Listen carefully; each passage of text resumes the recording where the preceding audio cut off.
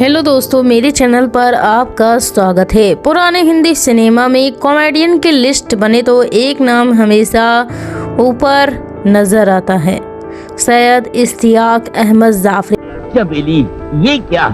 सुबह जब मैं ड्यूटी पर जा रहा था तो मैदान चपटा था, ये अचानक 8 घंटे में मटका कैसे निकल आया? वही हास्य कलाकार जो हिंदी सिनेमा में कॉमेडियन जगदीप के नाम से मशहूर हुआ।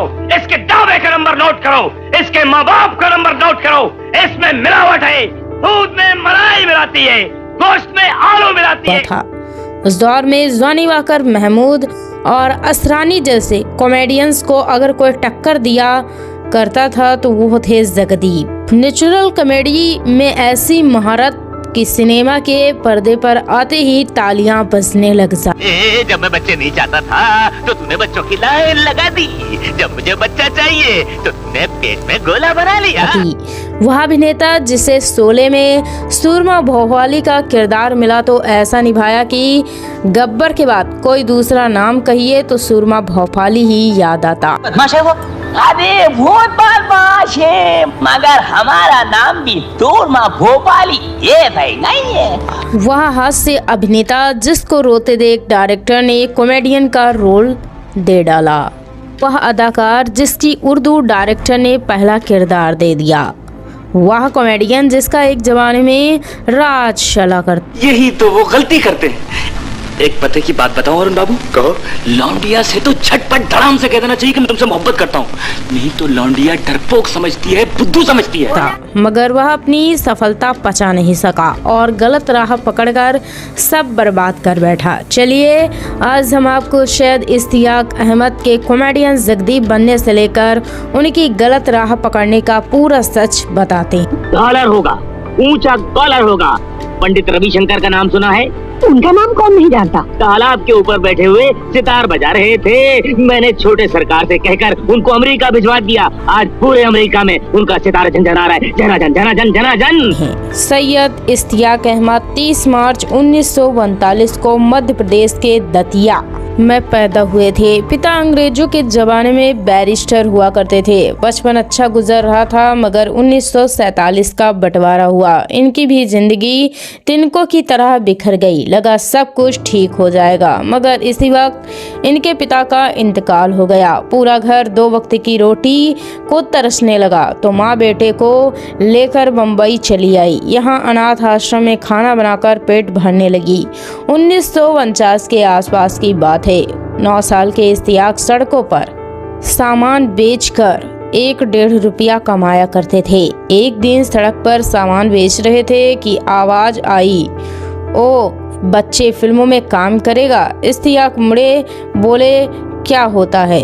तो वो शख्स पीछे फिल्म के बैनर को दिखाकर बोला, यह। इश्तियाक बोले कितना रुपया मिलेगा? तो वह आदमी बोला 3 रुपया। नाम सुनते ही बोले चलो अभी चलो, मगर वह आदमी बोला कल यहीं लेने आऊंगा।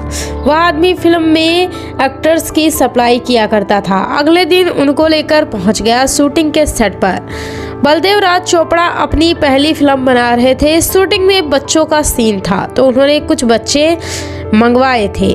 इश्तियाक को भी बैठा दिया गया जमीन पर बच्चों की भीड़ में ताली बजाने वाले। मगर देखिए नसीब कैसे पलटा।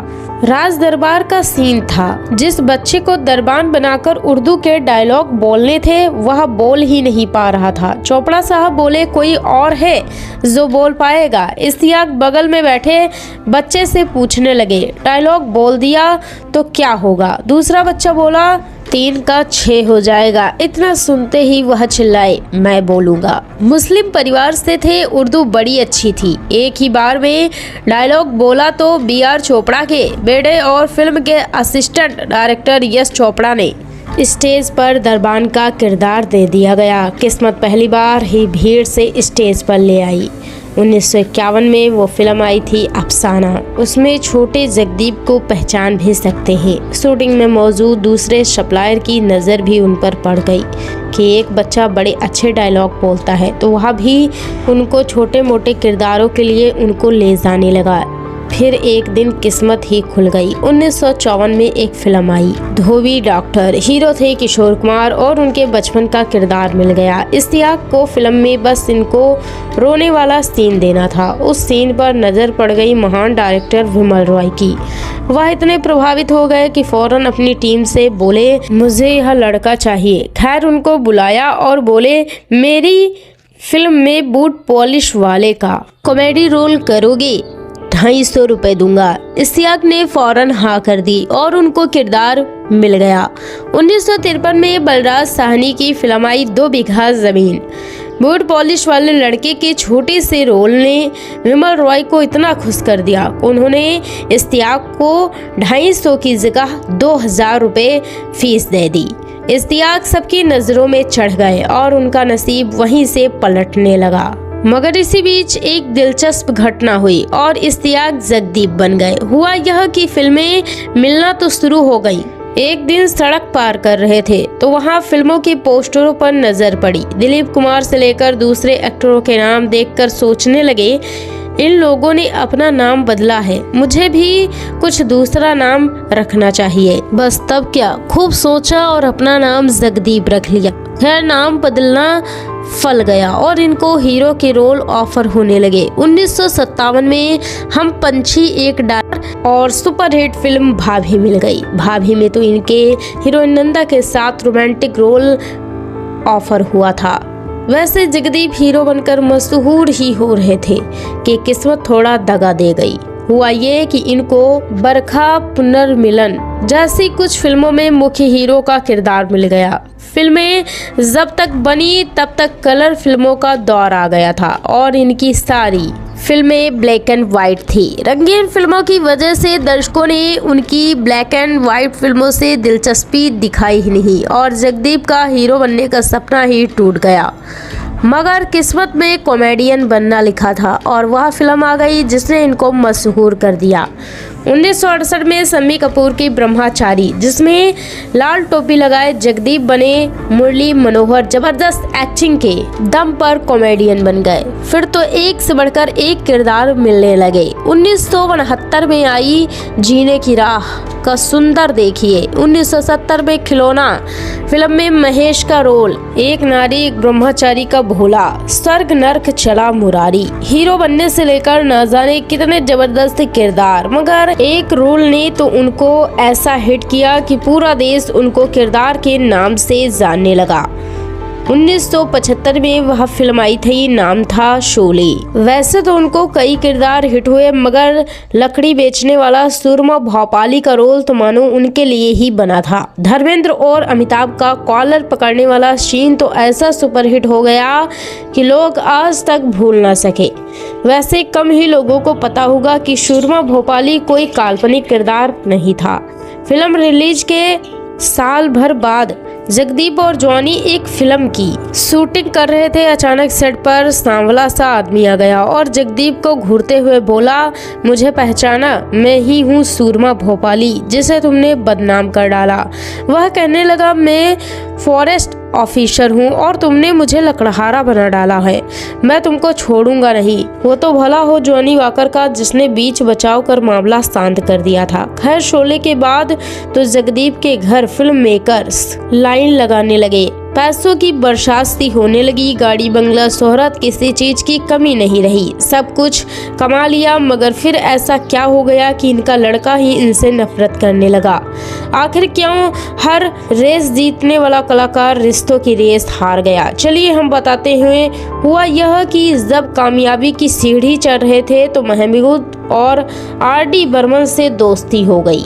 ये दोनों पूना जाया करते और वहाँ घोड़ों की रेस में सट्टा लगाया करते। जगदीप को भी यह शौक चढ़ गया। पैसे आने लगे तो यह भी सट्टा लगाने लगे। बात धीरे धीरे रेस पर दांव लगाने से जुए पर आ गई। जुए के बाद राह और बिगड़ गई और शराब पीनी भी शुरू कर दी। इतनी शराब पीने लगे कि शूटिंग के सेट पर भी शराब पीकर आने लगे। शूटिंग स्टाफ उनकी इन हरकतों से बहुत नाराज रहने लगे। एक बार तो अरोड़ा ईरानी ने उनको सेट पर शराब पीकर आने की वजह से टोक दिया था। जगदीप की जुए और शराब की लत के चक्कर में इनके बेटे जावेद जाफरी ने तो पिता से बात करनी ही बंद कर दी थी। एक बार बड़ी मुश्किल से यह लत छोड़ी तो बेटों से भी रिश्ते सुधर रहे थे, मगर फिर दोबारा शराब और जुए में पकड़कर दौलत लुटा दी और रिश्ते भी फिर बिगड़ गए। वही एक घटना ने तो रही सही कसर भी पूरी कर दी। हुआ यह कि जगदीप ने 2 शादियां की थी। एक बार उनकी दूसरी बीवी के बेटी नावेद की शादी की बात चल रही थी, मगर नावेद को कैरियर बनाना था तो उन्होंने शादी से इनकार कर दिया। मगर इसी बीच जिस लड़की से नावेद की शादी की बात हो रही थी उसकी बड़ी बहन नाजिमा पर जगदीप का दिल आ गया। वह उनसे शादी करने का मन बना बैठे। घर वालों ने मना किया, मगर जगदीप ने किसी की भी ना सुनी और नाजिमा को प्रपोज कर दिया और तीसरी बीवी बना ली। 33 साल छोटी लड़की से शादी की खबर से बेटे गुस्सा गए। शराब, जुआ और बेटे की होने वाली साली से निकाह, ऐसे विवादों ने जगदीप जाफरी के रिश्ते खराब कर डाले।